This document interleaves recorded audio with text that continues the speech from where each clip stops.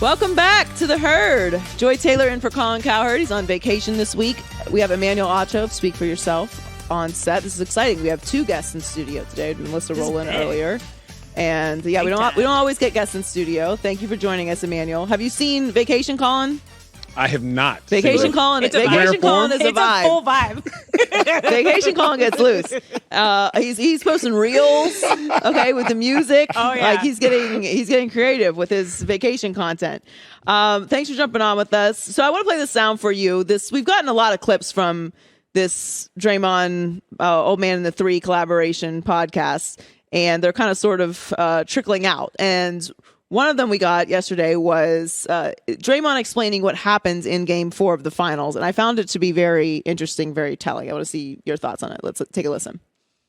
The emotion from him in Game 4, I selfishly think, and no one's going to stop me from thinking this, I selfishly think it was in protection of me.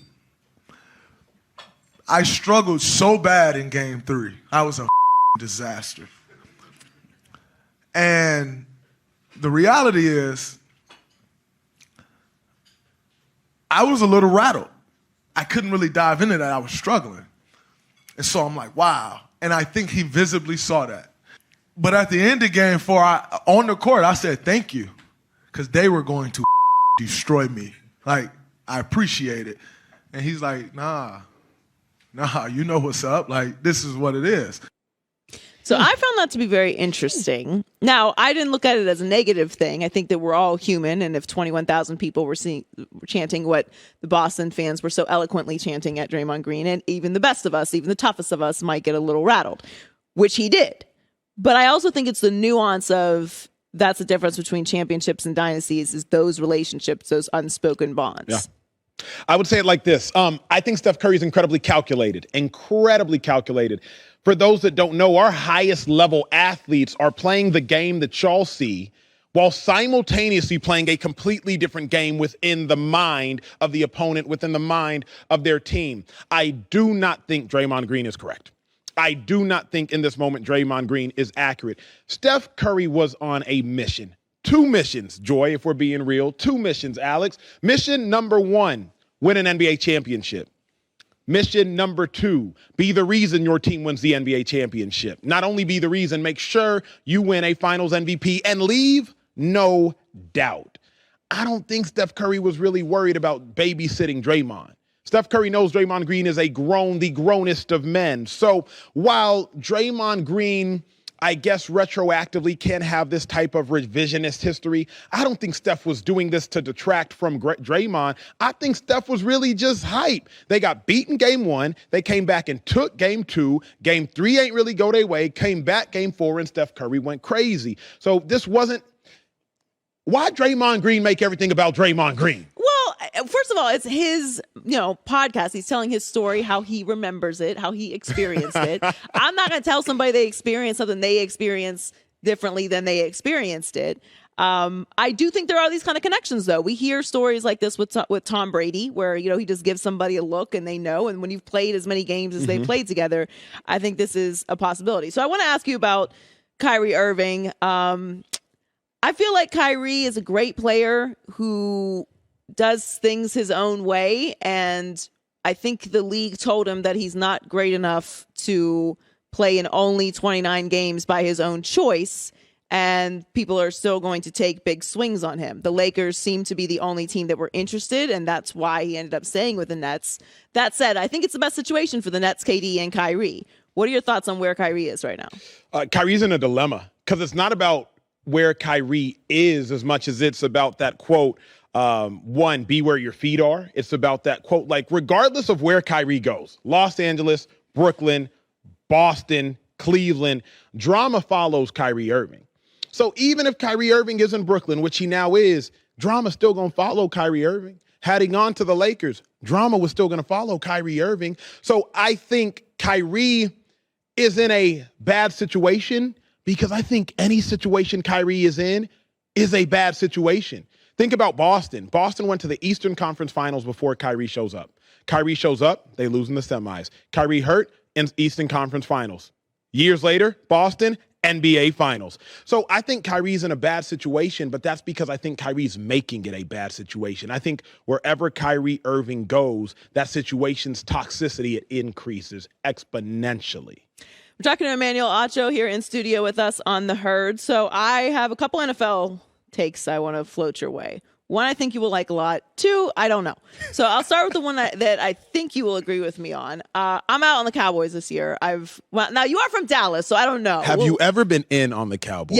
Yes. I drank all the Cowboys Kool-Aid last year. It tasted delicious, and then I got so hungover that I was like, I'm never going to drink again. But this time I actually mean it, and nobody ever means that when they say that when they're hungover. But this time I mean it. I'm not drinking any more Dallas Kool-Aid. It's like Jägermeister. I won't touch it again.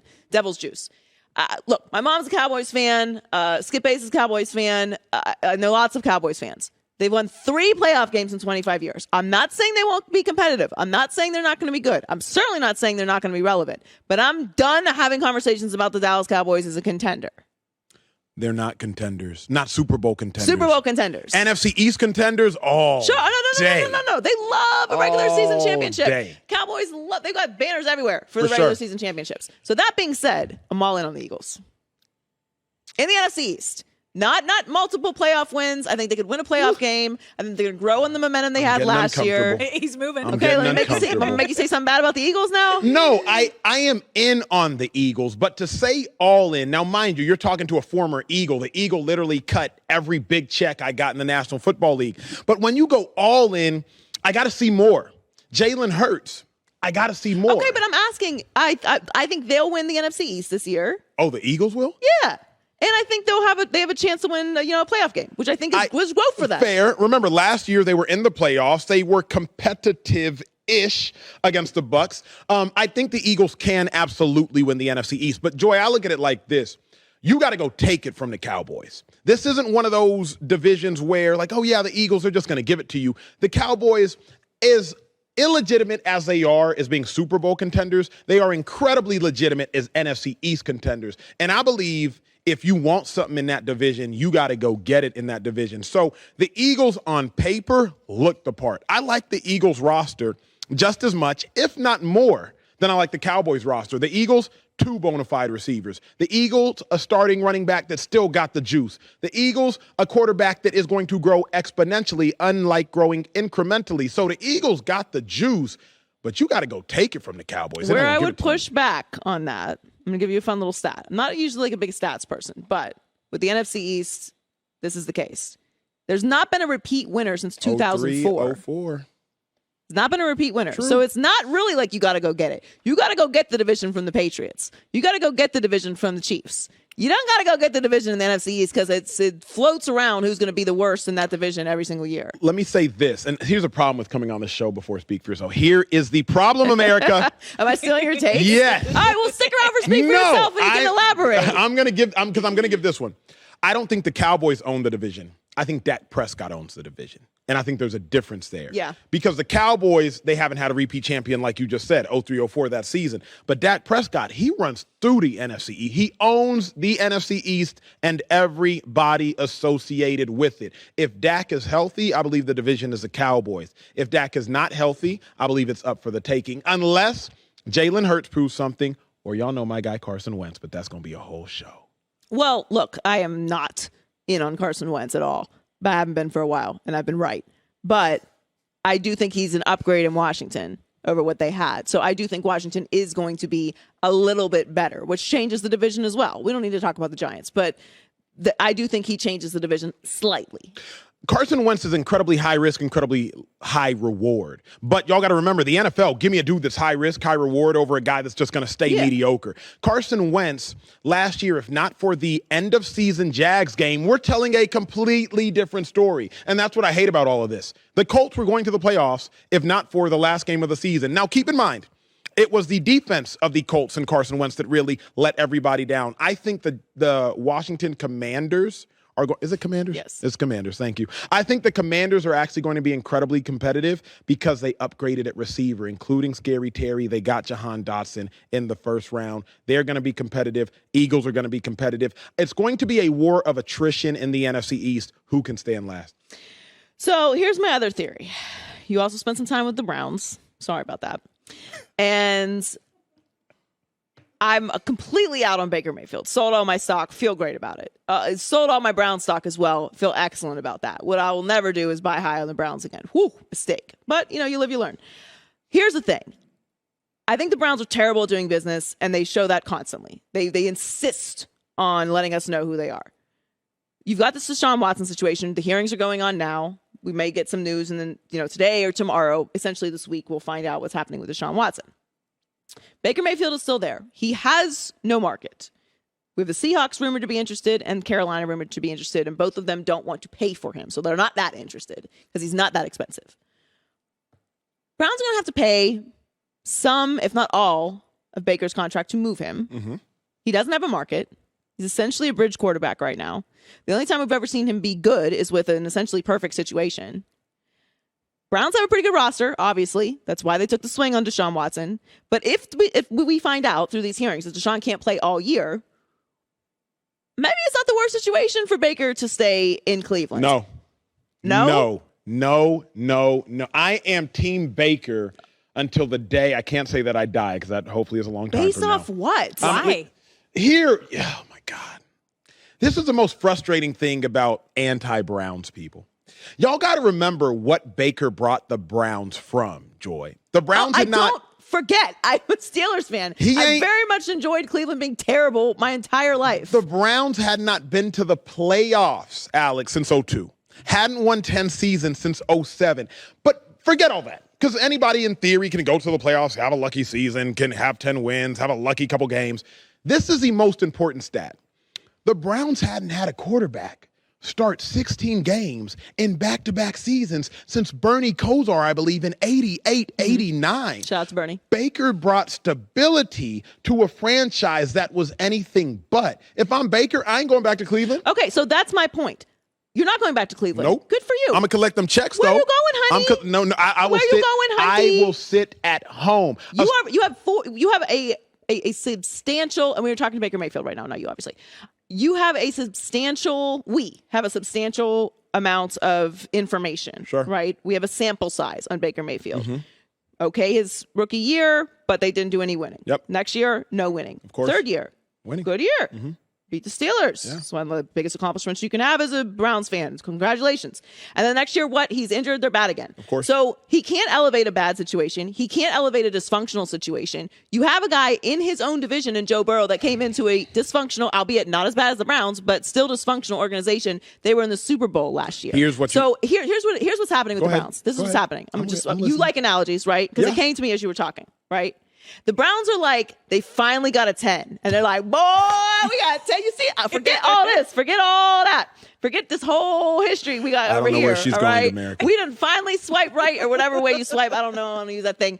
And now we got him. We got her. And like, look at us. Okay. And then, of course, that didn't last. And now they're like, wait a minute. Like, this is still us. Like, we gotta, take credit for all that. Have some standards if you're Cleveland. Like, yes, I agree with you. Baker does deserve credit for making them relevant and for that playoff win. I'm not saying he should be out of the league. But the market tells you what you are. There ain't no market. Here's the issue. Can I say the issue? Here's the issue. Everybody listen up. You have to grade the Cleveland Browns on a curve. Oh, man, come on. You have to. Treatment? There's no way that all of them quarterbacks were sorry. Robert Griffin, Colt McCoy, Brandon Whedon, Brady Quinn, the first-round pick in 2000, Tim Couch. Ain't no way that everybody was sorry. You're talking about a Heisman winner in Robert Griffin, a two-time Heisman finalist in Colt McCoy. Obviously, Johnny Manziel, we won't talk about him, won the Heisman. First-round pick in Brady Quinn. First-round pick in Brandon Whedon. Ain't no way everybody was sorry. But Baker Mayfield comes into an organization that is notoriously bad and fixed it. So I don't look at the Browns. Whoa. He fixed it. Fixed what? He fixed it. Joy. They won 6 games outside of the 1 year that they had some success. Fixed what? That can't be the standard in this situation. This is why I'm arguing with you about this, okay? Because for both sides, this actually makes sense. If Deshaun is out for an entire year, you have Jacoby Brissett, who I like Jacoby. He's a perfectly serviceable backup quarterback. And by all accounts, they seem comfortable with him. But Baker Mayfield is better than Jacoby Brissett. In Cleveland, yes. Yes. So you are already going to have to pay for Baker Mayfield. You have plenty of space. You can afford him. From Baker's perspective, yes, I get it. It's a big old horse pill of pride to swallow. I understand that. Okay. However, who is out here checking for you? Nobody. So sometimes you got to come back and swallow pride. And from the Browns' perspective, you just validated my point. The Browns don't do business well. So from the Browns' perspective, this actually makes sense. Joy, you came on Speak for Yourself 20 feet from where I am currently sitting just 5 days ago and said, you are Queen Petty. Is that true? Yes, but yes, I am. Is that true? Thank you. Okay, if you were Baker Mayfield, there is no way that you would go back to the Cleveland Browns after this. You do not go with your ex to a wedding. And Baker Mayfield is not about to show up with his ex, the Cleveland Browns, to the wedding of week 1 of the NFL season. Coming from Queen Petty, I refuse to believe that you're not accounting for something else, another toxic trait that I have. Because you are correct about that, okay? There are multiple? There's a few lurking. I am working on it. Not really. I'm fine. I'm also a slow kill. So I will make the appearance of swallowing pride, the appearance of giving into a situation in order to benefit in the long run and then slice you. So that part is the part that I actually think is what Baker should do. Because, yes, you're right. I would not go back. All right, I would not. And if I was Baker, I would feel the same way. However, this would benefit Baker. Baker could show healthy with this team that he can be a franchise quarterback again, increase his market, which, as we know, is going to grow once the season starts. I have a thought. The job of a backup quarterback is to learn from a starter. The job of any backup in anything in life is to learn from a starter. Sure. When I sit at my desk, I showed up at FSY. Let me learn from Marcellus Wiley. That is my job as a newbie. Baker's a backup quarterback in Cleveland. The starter is currently Deshaun Watson. If I'm supposed to learn from the starter, Alex Curry, then what did the starter do last year? Deshaun Watson. He sat out the entire season, got paid by the organization he was sitting out from, and still ended up making more money. So if I am Baker Mayfield and I'm going to learn from the guy that y'all said is better than me, then let me learn this note. I'm going to not play a snap for you, Cleveland, and y'all still going to have to pay me. You don't like Cleveland's example and Deshaun Watson, I'll give you one better. Dak Prescott. So I love doing the show with you, Joy. Dak Prescott. Think about Dak Prescott. His value went up through injury and absence than it actually did through playing. I think Baker Mayfield's value will rise in absence as opposed to stepping on the football field. Okay, first of all, Dak Prescott is better than Baker Mayfield. Sure, so is Deshaun. Dak Prescott has better intangibles than Baker Mayfield. He is the quarterback of the Dallas Cowboys and handles it perfectly. I do not believe Baker Mayfield would do the same. There is value in that, and that's why Dak Prescott got paid. Two, okay? Deshaun Watson is better than Dak Prescott and Baker Mayfield combined. Absolutely. Or they wouldn't have given him $230 million.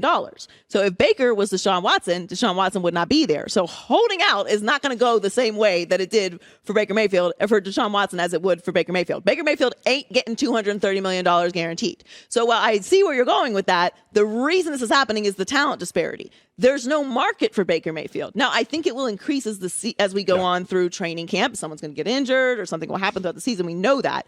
But to my point, this really only applies if Deshaun Watson can't play this year. Which he won't be able to for some point in time. We know that. But even if it's 8 games, go with Jacoby Brissett. You had this plan in place anyway. But if it's a year, if you have a whole year, I do think it would benefit both the Browns and Baker Mayfield. It'd be a lot of ego, but I do think that it would do that. Thank you so much for joining us. We could argue about this for the next 4 hours. And thank you for giving us some of your takes that you're now going to expand on Speak for Yourself. Emmanuel Acho, co-host of Speak for Yourself with Marcellus Wiley, coming up next on FS1. Thanks for coming in and listening to me scream. Sorry. I didn't yell that much. No. It's good. You want debate. You want argument. And this was a healthy, I really thought you were going to agree with me more. Baker, I wasn't sure. I thought you were going to be higher on the Eagles. You see, Eagles fans, they're going to remember that. You don't talk about Peggy. You said every Eagles fan has not agreed Eagles with you. fans would not let me breathe a day on social media last year. They're like, remember. They know I love them, so it's fine. Remember when he said Thank you. That's Emmanuel Acho. Speak for Yourself. When we come back, we'll get to Alex Curry with the news. Hi, everybody. Thanks for watching. Subscribe here to get the latest from the show. Also, be sure to check out more of the best clips from The Herd or go watch a few segments from other shows on FS1.